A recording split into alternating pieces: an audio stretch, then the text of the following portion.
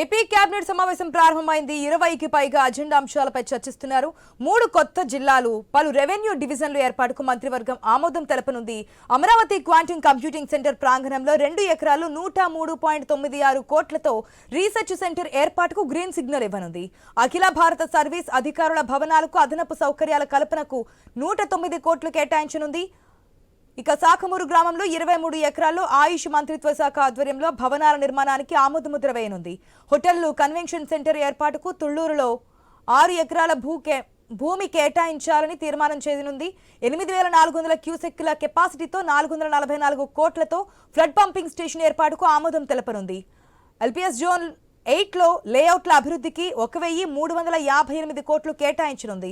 ఇక 202 ఎకరాల భూమి జరీబు లేదా మెట్ట ప్రాంతమా అని నిర్ధారణకు రాష్ట్ర స్థాయి కమిటీ చేయాలని నిర్ణయం తీసుకోనుంది. పలు సంస్థలకు భూ కేటాయింపులకు కేబినెట్ గ్రీన్ సిగ్నల్ ఇవ్వనుంది. రిషికొండ నిర్మాణాలపై చర్చ జరిగే అవకాశం ఉంది. తాజా రాజకీయ పరిణామాలు, మెడికల్ కాలేజీల టెండర్లు, పీపీపీ విధానంపై మంత్రులకు సీఎం చంద్రబాబు దిశానిర్దేశం చేస్తున్నారు.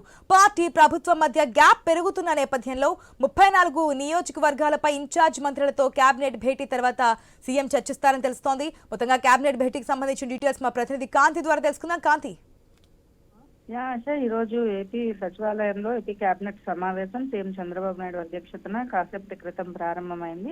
20 అంశాలకు పైగా ప్రతిపాదనలపైన కూడా ఈ రోజు సమావేశంలో చర్చించబోతున్నారు. ముఖ్యంగా ఏదైతే నూజివీడులో Indian institute of plantation management ఏర్పాటు కోసం ప్రభుత్వం భూమి లీజుకు ఇచ్చే అంశం పైన కూడా కేబినెట్ ఆమోద ముద్ర తెలుపుతుంది. అలాగే తిరుపతి రామనేడు గ్రామంలో స్పోర్ట్స్ సిటీ ఏర్పాటుకు సంబంధించి భూ కేటాయింపు, భూ బదలాయింపుకి సంబంధించినటువంటి దానికి కూడా కేబినెట్ ఆమోద ముద్ర వేసింది. అలాగే అమరావతి అభివృద్ధికి నాబార్డ్ నుంచి నిధులకి సంబంధించి రుణానికి సంబంధించినటువంటి ఆమోదం తెలిపింది. అలాగే అమరావతి క్యాపిటల్ సిటీ పనుల కోసం వరల్డ్ బ్యాంక్ అలాగే ఏడీబీ నిధులతో ప్యాకేజీ పనులకు కూడా గ్రీన్ సిగ్నల్ ఇస్తోంది. అలాగే అమరావతి రోడ్లు, డ్రైనేజీ, వాటర్ సప్లై పనులకు మరొక ప్యాకేజీకి అనుమతిస్తోంది. అలాగే తిరుపతి అర్బన్ డెవలప్మెంట్ అథారిటీ పరిధిలో స్టాంప్స్ డ్యూటీ మినహాయింపుకి కూడా ఈ రోజు కేబినెట్ ఆమోద ముద్ర వేసే అవకాశం కనిపిస్తోంది. ఇక ల్యాండ్ అలాట్మెంట్ కేసులకి సంబంధించి జీఓఎం సిఫార్సులు అమలు చేయాలని నిర్ణయించింది. ఇక మంగళగిరి, తాడేపల్లి పరిధిలో అండర్ గ్రౌండ్ డ్రైనేజీ, ఎస్టీపీ పనులకు ఆమోదం తెలుపుతుంది. అటవీ శాఖలో